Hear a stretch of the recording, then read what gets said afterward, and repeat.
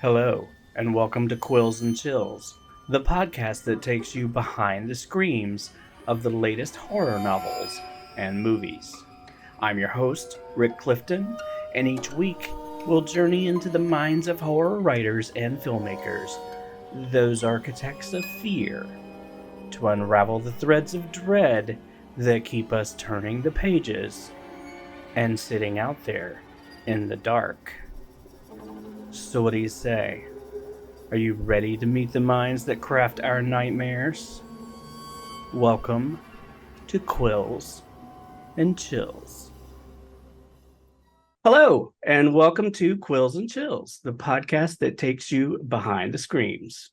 I'm your host, Rick Clifton, and today we are kicking off the official start of spooky season with the multi-talented Carissa Orlando. By day, she is a clinical community psychologist specializing in children's mental health. And by night, she taps into her dark side and lets it all spill out on the page.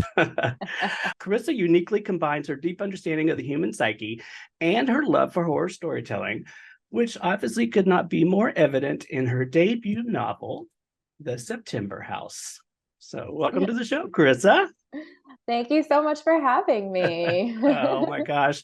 I am such a fan of the book. I can't even tell you. I love this book so much. It's so great. Oh, thank you so much. Thank you But so much. but before we dive in and get started, I'd love to get to know you a little bit. Yeah. I think I noticed in researching you, you went to school in Charlotte, North Carolina, and also Boone, North Carolina. I did, yeah. I did undergrad at Queen's University of Charlotte, which you've only heard of if you live in Charlotte. And then I did my master's degree at Appalachian State up in Boone. Two very different North Carolinian experiences. Well, just so you know, that is my neck of the woods. Nice. Where are you from? I'm originally from Winston-Salem, North Carolina. And Oh, yeah. truth be told, since you know North Carolina as well, I'm a little north of that in a small town called Mount Airy, North Carolina. Oh, yeah. Most people know it as Mayberry from the Andy Griffith show. So it's Andy Griffith's hometown. That's our big claim to fame. But there you go. Oh, So very cool. did you grow up near there? I grew up, well, born in Connecticut, but raised in Georgia, a little town called Dawsonville, Georgia, which our claim to fame in Dawsonville is Bill Elliott, the old NASCAR driver, was from there. So Right. it's got its origins in stock car racing. So if you're into stock car racing, which I am very not, it's an exciting town. But if you're not into it, yeah, it's not. My mother is, but that is not a trait that she passed on to me. So Yeah. It for me, it's like watch the races on fast forward. It's like, okay, let's Right. get to the last couple of laps. But for people that like it, good for Exactly. them. It's their favorite pastime for sure. Yeah. All right, so I have to ask, as a lover of horror myself, I'm always curious how people come to this genre. So I want to know what initially drew you to the horror genre as a writer. I have no idea. It may be very subliminal because there's always something that's drawn me to horror. I don't know if not to unpack myself, but I've always been I've always been an anxious person. So even when I was a child, that was true, but I would find myself kind of seeking out horror movies and horror stories. Like I was watching kind of horror movies when I was like younger. I was like reading Stephen King. And I've kind of described it as there's something very cozy about reading something horrific while you yourself are safe. It's kind of like a way of facing somebody else's fears, I suppose. And so I've always enjoyed that. And kind of increasingly throughout my life, something happened where I went from kind of a casual horror fan to it's pretty much all the media I consume.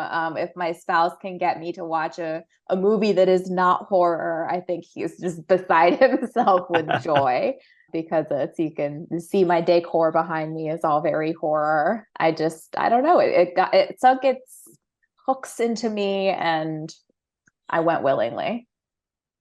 You sort of answered my next question. I wanted to know if there were any specific experiences or even authors that have influenced your interest in horror. And you talked a little bit about Stephen King. Yeah, Stephen King, who I'm not sure if there's a horror author out there that won't list Stephen King as an influence or an early experience in some way. Right. But I was absolutely tickled. So Stephen King had a new book come out literally the same day as my book came out. Oh, okay, cool. We're sharing a release date. I feel very honored. But I think in terms of like my newer horror kind of delving into, I think Paul Tremblay is the first horror author that I read in a while that wasn't Stephen King, and the one that kind of brought me in and saying, oh my goodness, like there are people doing really awesome, really fresh things in this genre. Let me see who else is bopping about. Like let's leave the Stephen King shelf in the bookstore alone for a minute and let's see who else right. is around. Right. That's perfect. All right. So the next question is a little bit pun intended. So feel free to have fun with it. But do you have any rituals or any routines that sort of help you get into the right mindset when you're about to start writing? Are you locking people away in the basement? Are you, what's your process and sort of getting ready to write? I think when I was younger, I had a more intensive process. And now it's truly just if I have a screen in front of me that words can be written on, I'll write on that. I prefer silence. Sometimes I'll do classical music if I really need to tune some stuff out, but I have written on lunch breaks. I have literally written on my phone in line at Chipotle. It's whatever. Whenever it happens, it happens. Exactly. When the inspiration comes, it's just going to happen. I've done that as well. Standing in line at Starbucks and you're like, okay, I start taking notes on the phone. I've been there. Yep. I know the feeling. So last question, then we'll dive into the book. Readers and audiences tend to have varying tolerance levels for gore and violence. For me and your book, I thought you handled this very, very well. But I have to know, how do you maintain your own sort of emotional balance while delving into this dark and sometimes very disturbing subject matter? That's an excellent question. I think personally, I feel that it's easier for me as the writer because I have control over it. I know what's happening. I know how it's gonna end. And so I think if I know a character is gonna die, I know that that's the sitch, so I don't get attached. And I also know like what they're dying in service of. And so I think that controllability makes it a little bit easier. I think it's more emotionally challenging if you're reading something and like you don't know what's going to happen or something incredibly gory happens. You're like, oh God. I definitely had moments. This might be a gentle spoiler. There are instances of gore in this book. And I take pauses before I go back and re-edit. So I took enough of a pause for after editing some of those bits where I had maybe forgotten a little bit of what I read. And I was rereading. I was like, Jesus Christ. We went for it, didn't we? But yeah, I think there's something to be said about the one that controls the violence versus the one who is out of control. It's always going to be a different emotional experience. Right. The one who's experiencing it for sure. Yeah. Okay, let's talk about this book. My God, I could not put this book down.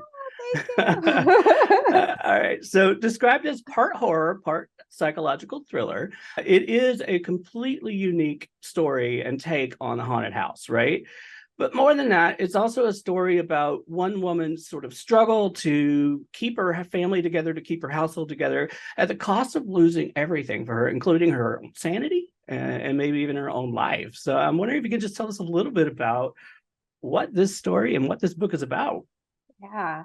I have to, when I give the like what it's about speech, it has to be very face value because you've got a couple different things that this book is about, but it's hard to delve into it without there being spoilers. So I give the kind of face value description of it. And so like you said, it's a not your typical haunted house story where instead of kind of starting at the beginning where the person moves in and slowly discovers the house is haunted, we join our protagonist Margaret 4 years into living in her incredibly haunted dream home. And so instead of kind of fleeing or trying to kind of like fight back against the paranormal entities, she has found a way of coexisting with them. And so she is living peacefully and for the most part without fear through these kind of very well-established rules that she's developed. And so she kind of considers this problem solved.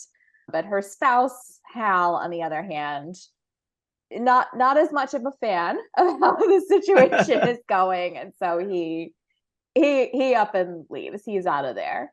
And their daughter, Catherine, comes to the house to kind of figure out what's going on. Where's her dad gotten off to? Catherine does not know the house is haunted. And so Margaret has to both keep Catherine safe and unawares of these things while still trying to manage all of the paranormal entities, some of which are not wanting to play nice.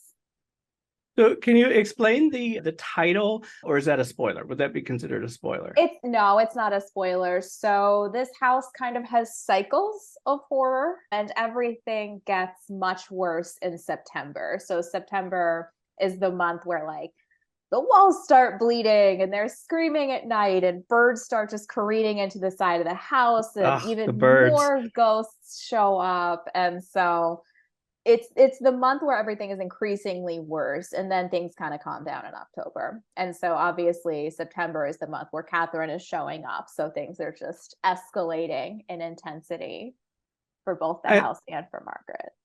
And I'm just curious, the thought just came to me, is there any correlation between when you released your book and the title of the book? Or was that just a coincidence? The book was titled first. The notion of September, that was all titled first. And then when Berkeley got it, they knew they were going to kind of be putting it into their fall releases. And so I think it just made sense to release it in September. It's beautiful. I love the way that works together. So sometimes when, I don't know if this happens for you, but when I have a really great idea, you get this sort of sensation that washes over you, right? Like, oh my God, this is fantastic. I mean, I can have so much fun with this, right? I'm kind of curious, when you came up with the idea to write this story, was it that moment, or is it more of a sort of a development process for you? Like, oh, I want to talk about these ideas, but then I've got to sort of flesh this out and develop it over time. Kind of curious what side of the coin you landed there when you came up with the idea. Yeah. That, I know that moment you're describing where you're like, oh my God, this is something. I think I kind of have that in the early middle of the process. So usually what happens, or what has historically happened first, is like I have an idea that I find interesting, but that idea is usually like a single sentence. So the idea for this one was like, what if someone lived in a haunted house but was completely fine with it? And so my brain is like, oh yeah, that is interesting. But because that's not a thing, nothing kind of happens with it. And so usually what I do is I write that idea down, and then I kind of leave it away, or just kind of walk away from it. And sometimes what happens is I'll have a plot that starts to glom itself onto that idea, almost like mold growing on bread. And then when enough plot kind of forms, eventually I'll be like, this is a whole thing. Like this can be a whole novel. There's a story here, there are acts. And that's the moment where I'm like, where I get revved up. Or if I discover a character that I love enough, I get very excited about that character. Like, let's see where this person goes. Let's see what they've got to say. That's great. So I'm going to go back to what we were saying about sentences, right? I think the first line of any book, for me anyway, is probably the single most important indicator of how great a story is going to be. And I have to tell you, when I got your book, I live in Los Angeles. I got on the train to go down to San Diego for BoucherCon. And I brought it with me. I sat down on the train. It's 6:00 in the morning on a Saturday morning. Who's awake, right? I open it up. I read the first line of your book. The walls of the house were bleeding again. And there was an audible gasp that came out of me. It must have been so loud. Everybody turned around and looked at me. And I got to tell you, that is one of the best opening lines I've ever read. And I knew at that moment I was going to absolutely love this book. I'm curious, how did you get to this sentence? Did it just come to you out of the blue, or? That's way too long ago. I think yeah, that kind of came out of the blue, especially since I knew we were kind of beginning in the middle of it.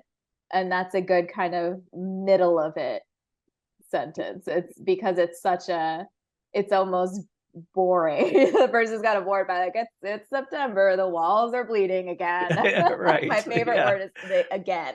Again, Like, it's exactly. happening again. Okay.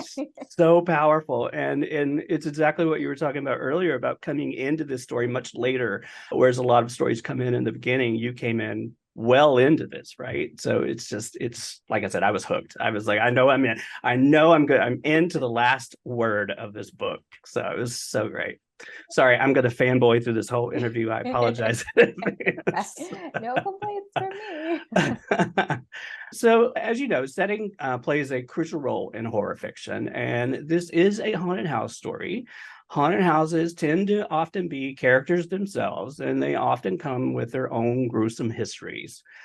I'm curious with this house's history, how did you use this to create a sense of fear and suspense? Were there any specific techniques or strategies or anything that you sort of relied on to build the suspense around this story? Because there are moments where I was like, oh wow. So Oh my goodness. I am not even sure. I like the like two it's kind of two-ish things I like doing is I like either dropping hints or dropping information about something like long before we figure out what it is. So like long before we figure out who the different ghosts or pranksters, as Margaret calls them, are. Like they show up or like things are happening in the house before we know what it is. And so there's this I hopefully there's this eerie sense of like, well, something is wrong, but we don't know why. And hopefully that's effective. And then I enjoy with suspenseful scenes in particular where it's like we know that something bad is going to happen to almost kind of slow the pace before that bad thing happens. So there is this kind of hopefully this sort of ominous movement towards an escalation. Like we know it's coming, but we don't know when it's going to get here. And those are two things I attempted. well, you delve into the history of the house and the town as well, and the townspeople. And I'm always fascinated by that backstory. But I'm curious, were there any real life events or even urban legends that help inspired any of the backstory here? No. I think really just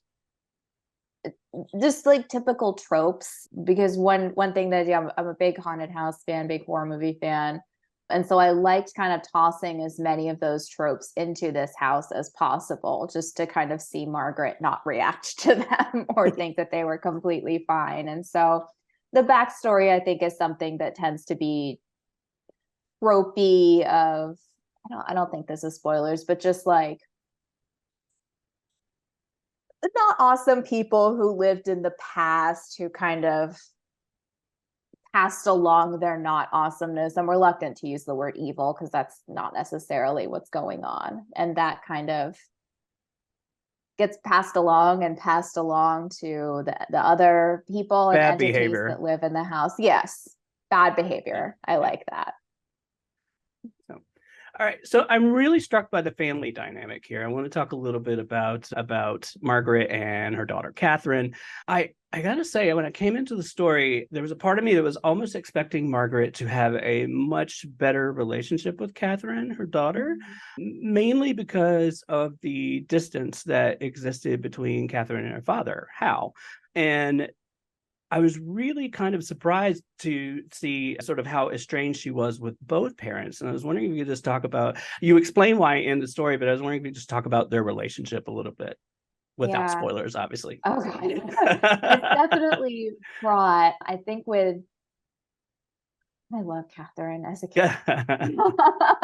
I think she's great. But so I'm trying to keep this spoiler free. So it's a very fraught relationship, and Catherine is a very angry character, and some of that is nature, some of that is nurture, and kind of Catherine's upbringing was not great, and Margaret kind of made some tough decisions in service of keeping Catherine safe, which is Margaret's number one priority at any given time. And Catherine really, I think, has some judgment and has some resentment towards Margaret for her past and current behavior. And so while Catherine definitely has a negative relationship with her father, she also kind of looks back at Margaret's behavior and decisions and doesn't like what she sees. And I think has also a lot of blame for, Catherine's not a perfect person. Like I said, she's angry. She's seeing that show up in her relationship. She and her girlfriend recently broke up as a result of Catherine's kind of not doing great at handling emotions. And so Catherine has a lot of blame to her family for kind of what they put her through. And I love that dynamic from Catherine. I think she can be abrasive and a difficult character to love, but to me, she's incredibly complex and she makes a lot of sense to me.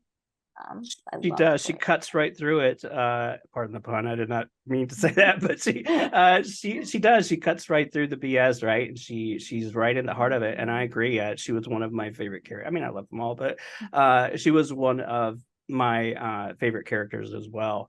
And in regards to Margaret and her feelings toward her daughter, there are moments in the story where it's very clear you do not mess with her family. She becomes a very fierce and feared sort of mama bear, right? So yes. it's really great.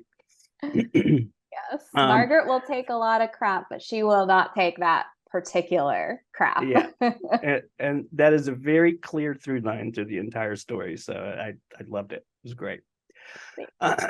I also want to talk about one of my other favorite moments, and it also happens in the first chapter, and it's when you introduce one of the recurring characters, Frederica, and how Frederica and Margaret interacted with one another throughout the story.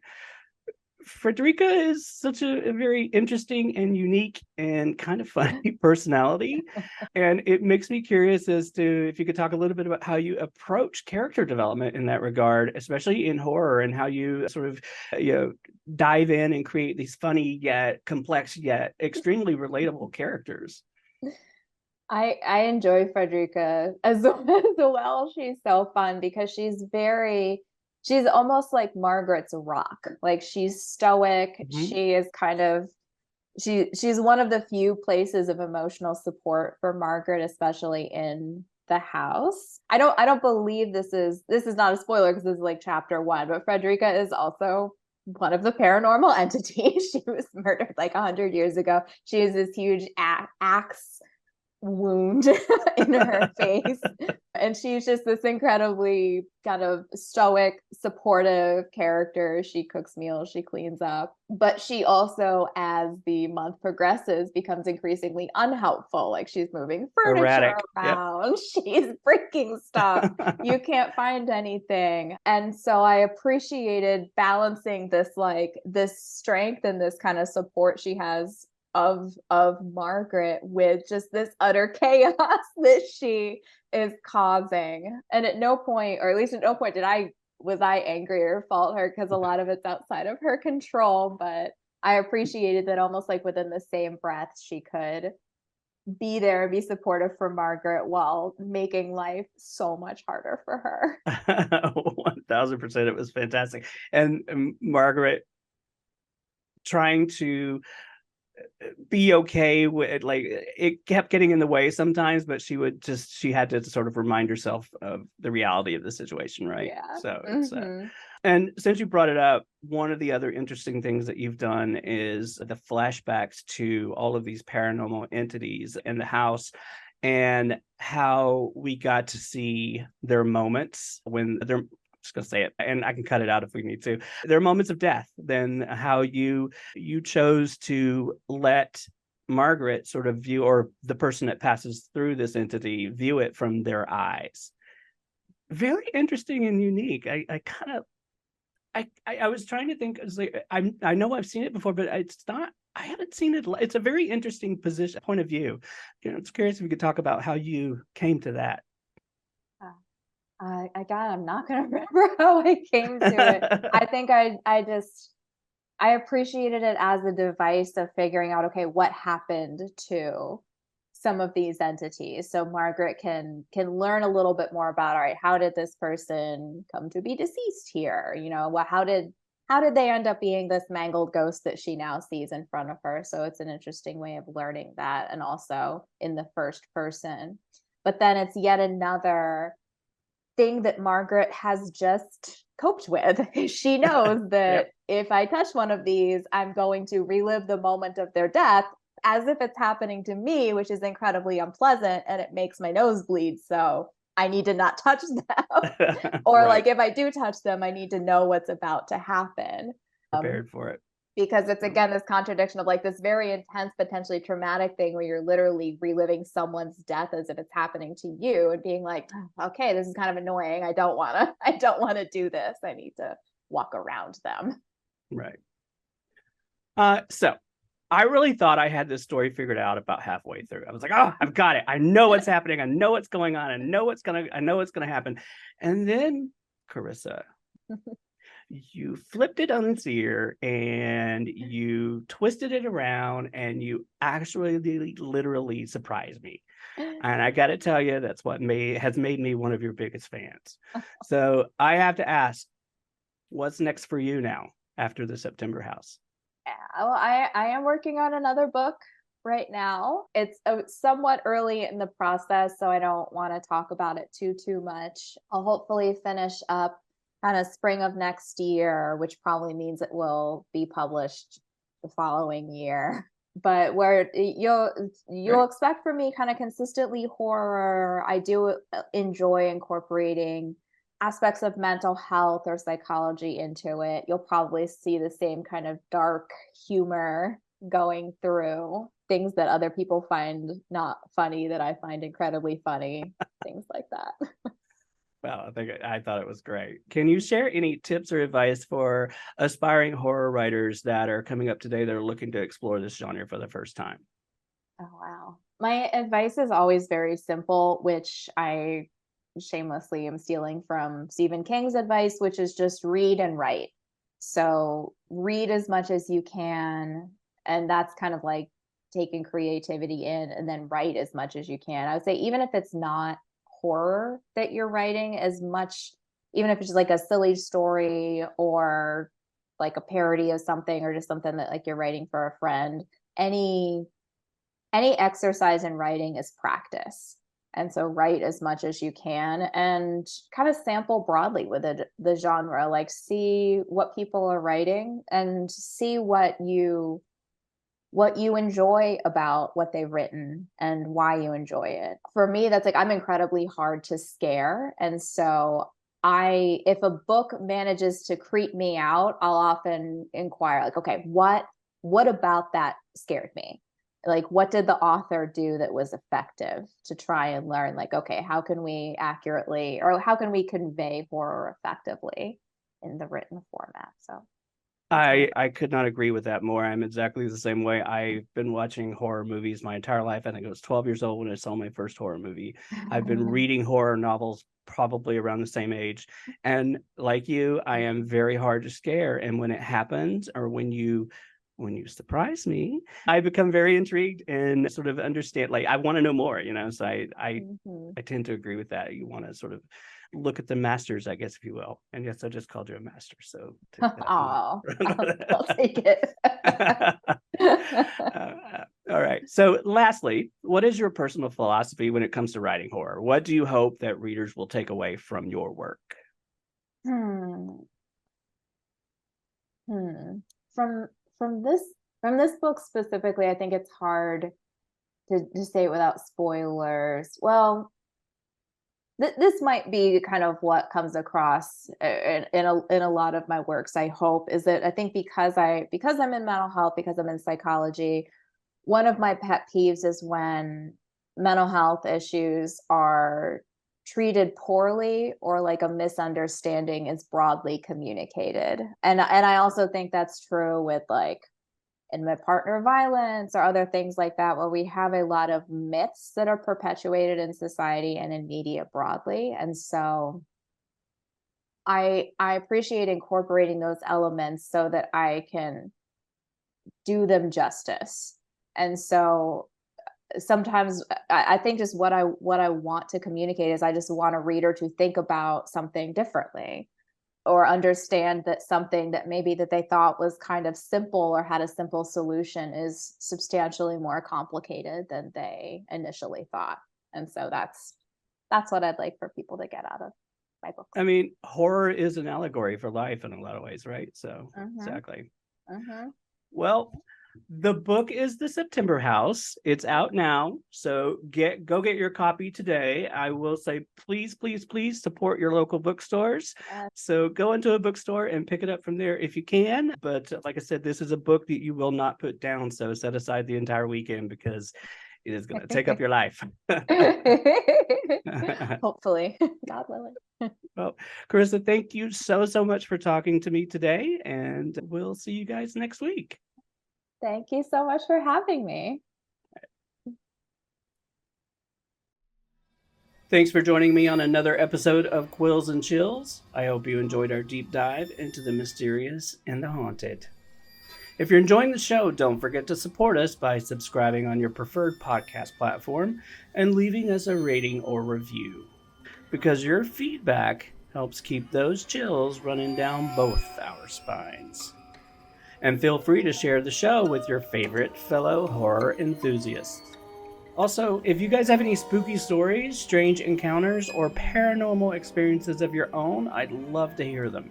Reach out to me on social media or email me at quillsandchillspodcast@gmail.com. Who knows? Your story might end up on a very special episode. Anyway, thanks for listening, and I will see you back here next time on Quills and Chills. Bye, y'all.